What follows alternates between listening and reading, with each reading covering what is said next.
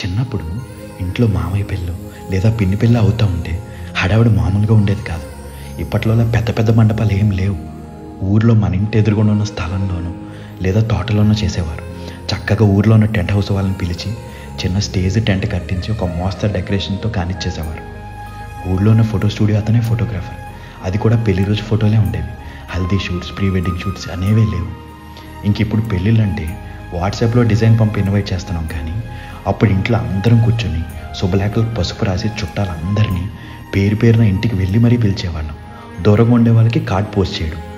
ఇంకెప్పట్లోలా బంధువులు ముహూర్తానికి రావడం కాదు.